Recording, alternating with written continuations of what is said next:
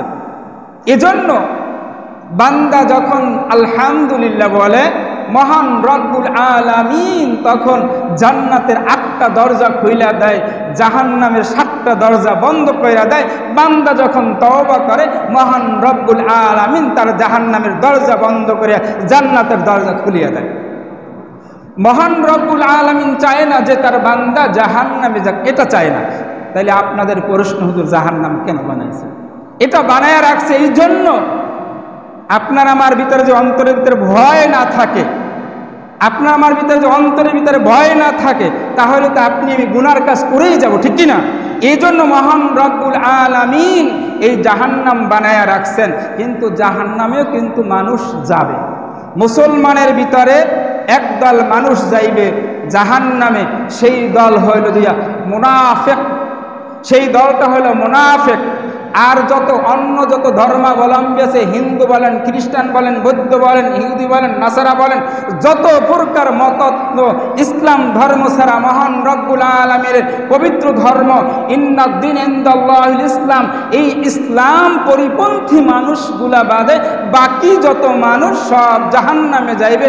ইহুদিরা জাহান্নামে যাইবে, খ্রিস্টান জাহান্নামে যাইবে, হিন্দু জাহান্নামে যাইবে, বৌদ্ধ জাহান্নামে যাইবে। কিন্তু মুসলমানের ভিতরে দুইটা দল হবে, একটা হইল মুমিন আর একটা হইল মুনাফিক। এই মুনাফিকটা জাহান্নামে যাইবে, মুমিন যেটা, মুসলমানের ভিতরে মুমিন যেটা, সেইটা চলে যাবে জান্নাতে। সেইটা কোথায় যাবে? জান্নাতে চলে যাবে। মুনাফিক যাবে জাহান্নামে। ইহুদি, খ্রিস্টান, হিন্দু, বৌদ্ধ, নাসারা যত প্রকার দল আছে, এই দলগুলোর যেই পরিমাণ শাস্তি হবে তার চেয়ে কঠিন শাস্তি হবে মুসলমান নামক মুনাফিকদের। মুসলমান নামক মুনাফিকদের তার চেয়ে সবচেয়ে কঠিন শাস্তি হবে। সাহাবাদেরকে মহান রব্বুল আলামিন সাহাবাদেরকে হুজুর আকরাম সাল্লাল্লাহু আলাইহি ওয়াসাল্লাম এই মুনাফিকদের সম্পর্কে বয়ান করতেছেন, মুনাফিকদের সম্পর্কে বয়ান করতেছেন, মুনাফিকদের আযাব সম্পর্কে বয়ান করতেছেন। আল্লাহর হাবিব সাল্লাল্লাহু আলাইহি ওয়াসাল্লাম, পয়গম্বর আরবি সাল্লাল্লাহু আলাইহি ওয়াসাল্লাম বলতেছেন, মুসলমানদের ভিতরে দুই দল হবে, তার ভিতরে এক দল হবে মুমিন আর এক দল হবে মুনাফিক। এই মুনাফিকের শাস্তি সবচেয়ে বেশি কঠিন হবে। এই যারা মুনাফিক হবে তাদের স্থান জাহান্নামের এত তলদেশে হবে, সেই আরশ মহল্লা থেকে যদি একটা পাথর ছেড়ে দেওয়া হয়, সেই জাহান্নামের তলদেশে যাইতে 70,000 বছর লাগবে। কত বছর? সেই জাহান্নামের তলদেশে যাইতে সেই আরশ মহল্লা থেকে একটা পাথর যদি ছেড়ে দেওয়া হয়, সেই পাথরটা ওখান থেকে সেই জাহান্নামের তলদেশে যাইতে 70,000 বছর লাগবে। তাহলে বুঝেন কত নিচু গর্বে এই মুনাফিকদেরকে নিয়ে মহান রব্বুল আলামিন জ্বালাইবেন। এই মুনাফিকদের আগুনের তেজ এত হবে, অন্য যত ধর্মাবলম্বী যারা আছে তাদের যত কঠিন আযাব না হবে, তার চেয়ে কঠিন আযাব হবে মুনাফিকদের। মুনাফিকদের আলামত, কথায় কথায় মিথ্যা কথা বলে। আছে মিথ্যা কথা বলেন এমন মানুষ আছে? মিথ্যা কথা বলেন এমন মানুষ আছে? হ্যাঁ, এজন্য জবানকে হেফাজত করা বাজান। মায়ার নবী সাল্লাল্লাহু আলাইহি ওয়াসাল্লাম বলেন, সাহাবাদেরকে নসিহত করে শুনাইতেছেন, ও আমার সাহাবারা শুনিয়া নাও, তোমরা যদি 3টা জায়গাকে হেফাজত করতে পারো, 3টা জায়গাকে যদি হেফাজত করতে পারো, তাহলে আমার মহান রব্বুল আলামিন নিজ জিম্মায় তোমাকে জান্নাতের মেহমান বানিয়ে দিবেন।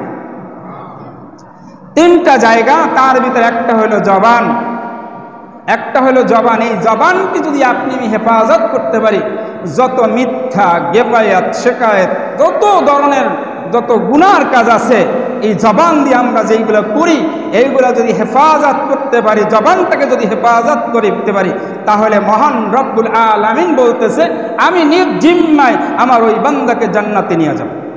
আর একটা হইল 2 চোখ।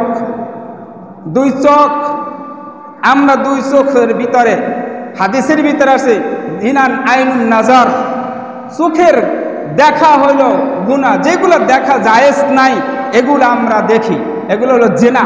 যেই ব্যক্তি জেনা করে, জেনা শুধু একটা ছেলে একটা মেয়ে জেনা করে, এটার যে নাম জেনা না।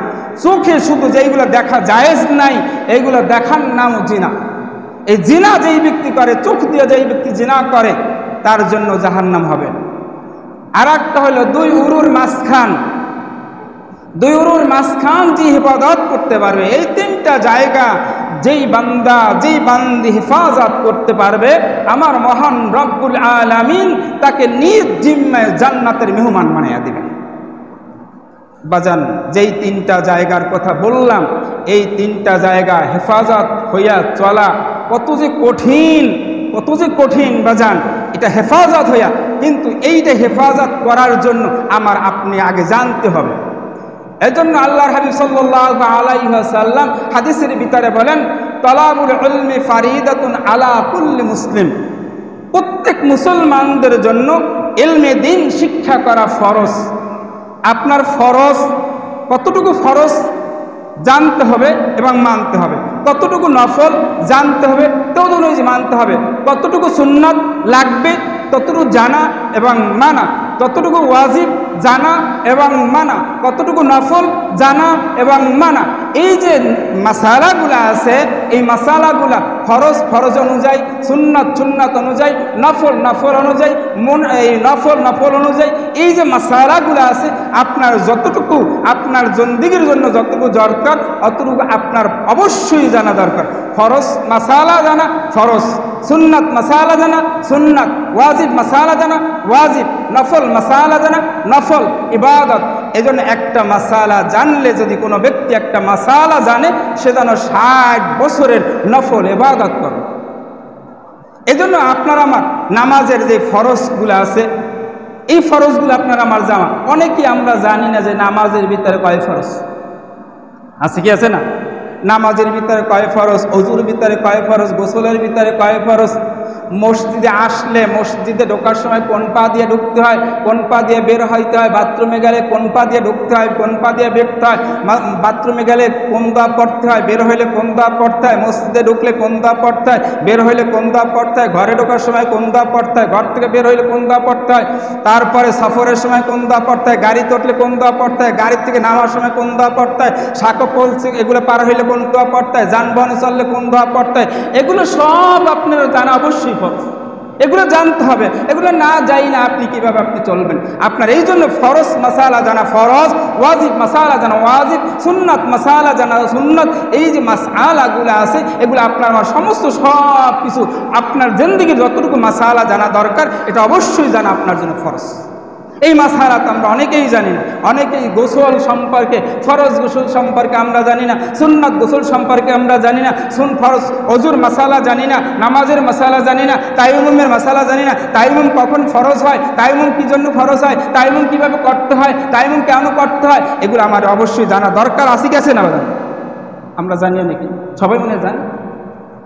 কিন্তু বাজান দেখবেন চায়ের দোকানে ওই জায়গায় কিন্তু বড় বড় মুক্তি পাওয়া যায়। চায়ের দোকানে বড় বড় মুক্তি পাওয়া যায়। ওখানে যদি জিজ্ঞাসা করা হয় যে তুমি সূরা ফাতিহা বলো, সূরা ফাতিহা যদি ওই মুক্তিকে জিজ্ঞাসা করা হয়, তাহলে পাতলা পায়খানা শুরু হয়ে যায়। অথচ চায়ের দোকানে বসে বড় বড় ফতুয়া দিতে পারে, লম্বা লম্বা ফতুয়া দিতে পারে। কিন্তু তাকে যদি প্রশ্ন করা হয় যে তুমি গোসলের কয় ফরজ বলো তো, তুমি বলো ওযুর ফরজ কয়টা বলো তো, বাথরুমে ঢোকার সময় কোন পা দিয়ে ঢুকতে হয় বলো তো, মসজিদে ঢোকার সময় কোন পা দিয়ে ঢুকতে হয় এটা বলো তো। মসজিদে কোন পা দিয়ে ঢুকবে? মসজিদে মুসলমান ঢুকবে ডান পা দিয়া, বের হবে বাম পা দিয়া। এখন মসজিদে ঢুকি মুসলমান বাম পা দিয়ে ঢোকে, একটা হিন্দু ছেলেকে যদি বলা হয় বলো তো তোমরা মন্দিরে যখন ঢোকো তখন কোন পা দিয়া বলো ঢোকো, তখন ওই হিন্দু ছেলেটা বলবে এই মৌলবীর মাথা খারাপ হয়েছে, এই মৌলবীর কি মাথা খারাপ হয়েছে, মন্দিরে ঢুকবো কোন পা দিয়ে ঢুকবো, যে পা দিয়ে ঢুকলেই তো হয়ে যাবে। ওর জন্য কোনো মাসালা আছে নাকি বাজান? হিন্দুর জন্য কোনো মাসালা আছে? হিন্দুর জন্য কোনো মাসালা নেই, খ্রিস্টানের জন্য কোনো মাসালা নেই, বৌদ্ধর জন্য কোনো মাসালা নেই, ইহুদির জন্য কোনো মাসালা নেই, নাসারার জন্য কোনো মাসালা নেই। মাসআলা হবে একমাত্র মুসলমানদের জন্য। যেই মুসলমান মাসআলা অনুযায়ী চলবে ওই মুসলমানটা আল্লাহর ওলি হয়ে যাবে। মাসালা জানে না, নামাজের মাসালা জানি না, অজুর মশালা জানি না, তাইমের মশালা জানি না, আমরা যেই মশালাগুলো জরুরত আমাদের সেই মশালাগুলো জানি না, অথচ সময়ের পর সময় আপনার আমার চায়ের দোকানে কাইটে যাইতেছে, এখানে সেখানে কাইটে যাইতেছে, কোনো চিন্তা নাই, হায়াতের জিন্দিগি চলে যাইতেছে। বাজান হায়াতের জিন্দিগি কিন্তু মাফা হায়াতের জিন্দিগি। আপনি আমি চিরজীবন এই জগতে থাকতে পারবো না, এই জগতে মহান রব্বুল আলামিন চিরজীবন থাকতে দিবে না, এই জগতে কিন্তু চিরজীবন থাকার জায়গা না।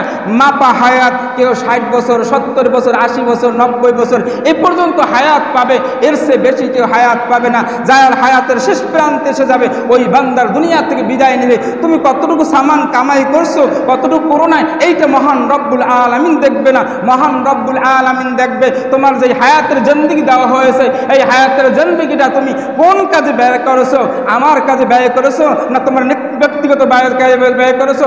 মহান রব্বুল আলামিন পাক কালামের ভিতরে বলেন ফারিকুন ফিল জান্নাত ওয়া ফারিকুন ফিস সাইর, আমি আল্লাহ দুইটা রাস্তা তোমার জন্য দিয়া দিলাম। তোমার খুশি তুমি জান্নাতের রাস্তায়ও যাইতে পারো, জাহান্নামের রাস্তায় যাইতে পারো। তোমাকে আমি আল্লাহ বিবেক দিয়েছি, বুদ্ধি দিয়েছি, জ্ঞান দিয়েছি, আকল দিয়েছি, সব কিছু আমি আল্লাহ তোমাকে দিয়ে দিয়েছি।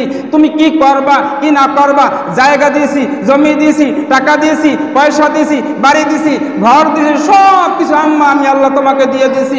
সমস্ত নিয়ামত আমি আল্লাহ দিয়েছি। তেমন এমন নিয়ামত আমি আল্লাহ তোমাকে দিয়েছি, সেই অথই সমুদ্রের ভিতরে সেই তলদেশে ইলিশ মাছ নামক একটা মাছ আছে, এই মাছটা আমি আল্লাহ আমার কুদরতিভাবে ধইরা তোমাকে তোমার সামনে আমি ভাইজা কইরা তারপরে তোমাকে আমি খাওয়াইতেছি। এত সুন্দর নিয়ামত আমি আল্লাহ তোমার জন্য ব্যবস্থা করে রেখেছি। সব কিছু বোঝার তোমার তৌফিক দিয়েছি, সব কিছু বোঝার তোমার ক্ষমতা দিয়েছি, কোনটা ভালো কোনটা মন্দ এটা সব কিছু বিবেচনা করার তৌফিক আমি আল্লাহ তোমাকে দিয়েছি। তুমি এখন কোন রাস্তায় যাইবা, জাহান্নামের রাস্তায় যাইবা না জান্নাতের রাস্তায় যাইবা? ফারিকুন ফিল জান্নাত ওয়া ফারিকুন ফিস সাইর, রাস্তা তোমার জন্য দুইটা, তোমার যেইটা খুশি তুমি নিজের বিবেকের কাছ থেকে বিবেকের সঙ্গে প্রশ্ন করে সেই রাস্তায় যেতে পারো। মহান রব্বুল আলামিন আপনাকে আমাকে স্বাধীনতা দিয়া মহান রব্বুল আলামিন এই দুনিয়ার ভিতরে পাঠাইয়া দিয়েছেন। ইচ্ছা আপনি জাহান্নামের কাজ করতে পারেন, ইচ্ছা আপনি নেকের কাজ করতে পারেন।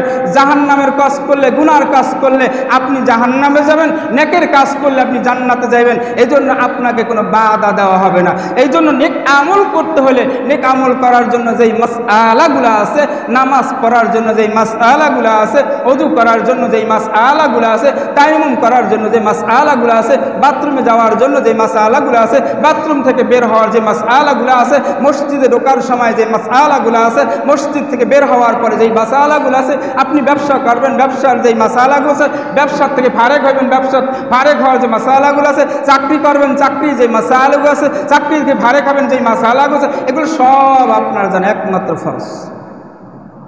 এইগুলো যখন আপনি সকল যাই না, যখন আপনি আল্লাহর হুকুম অনুযায়ী নবীজির তরিকা মতন যখন আপনার নিজের জীবনটা পরিচালনা করবেন, তখন দেখবেন আপনার ভিতরে এমন একটা আনন্দ তৃপ্তি লাগবে যে আরও করতে ইচ্ছা করে। কিন্তু গুনার কাজেও কিন্তু মজা লাগে, নেকের কাজেও কিন্তু মজা লাগে। যেই বান্দা গুনার কাজ করে তার কাছে কিন্তু ওই গুনার কাজে মজা লাগে, আর যেই বান্দা নেকের আমল করে তার কাছে গভীর রজনী যখন হয়ে যায়, যখন তামাম পৃথিবীর মানুষ ঘুমের ভিতরে আশ্রয়ে থাকে, মহান রব্বুল আলামিন যখন জেগে থাকে, আর মহান রব্বুল আলামিন প্রথম আসমানে আইসা যখন বান্দাদেরকে ডাকে, বান্দিদেরকে ডাকে, কে আছো রোগাক্রান্ত আমার কাছে বলো, কে আছো রিজিক প্রাপ্ত আমার কাছে বলো, কে আছো বালা মুসিবতের ভিতর আছো আমার কাছে বলো। আমি আল্লাহ প্রথম আসমানে সমস্ত ধনভাণ্ডার নিয়ে আমি আল্লাহ প্রথম আসমানে আসছি, যা কার কি প্রয়োজন আমার কাছে বলো। অথচ আমরা কি করি, সেই সময় সবাই ঘুমিয়ে থাকি। ওই কঠিন মুহূর্তের সময় আরামের ঘুমকে হারাম করিয়া একদল মানুষ আল্লাহর কুদরতি কদমে উঠিয়া সিজদা দিয়ে দুইটা হাত বিছাইয়া ওই মালিকের কাছে বলে, আল্লাহ জীবনের যত গুনাহ করছি, আল্লাহ আমার মতন গুনাহগার তোমার জমিনে আর কেহ নাই, আমার মতন পাপী তোমার জমিনে আর কেহ নাই। ওগো আল্লাহ জীবনে বহুত বড় গুনাহ করছি, আমার মতন পাপী নাফরমান তোমার জমিনে আর কেহ নাই। এই কথা বলে আর দুই চোখ দিয়া ওই বান্দা ওই বান্দি দুই চোখ বাদ দিয়া পানি ছাড়িয়া মালিকের কাছে এইভাবে বিনয়ের সাথে বলে। মহান রব্বুল আলামিন তখন ফেরেশতাদেরকে ডাক দিয়া বলে, ও আমার ফেরেশতারা দেখো, আমার বান্দাকে মেমনে বিনায়া বিনায়া কানতেছে, কলিজা ভেঙ্গা ভেঙ্গা কানতেছে। ও ফেরেশতারা তোমরা সাক্ষী থাকো, আমার ওই বান্দার চোখের পানি গালের ডগায় যত আসতে দেরি হবে, আমি আল্লাহ জীবনের গুনাহ মাফ করতে তার দেরি হবে না। মহান রব্বুল আলামিন ওই বান্দার জিন্দেগীর সমস্ত গুনাহগুলো মাফ করিয়া তার গুনাহগুলো নেক দ্বারা পরিপূর্ণ করে দেন। এমন আল্লাহ পাকের কিছু বান্দারা বান্দিরা আছে, যখন সমস্ত মানুষগুলো ঘুমায়া যায়, দরজা বন্ধ করিয়া ঘুমায়া যায়,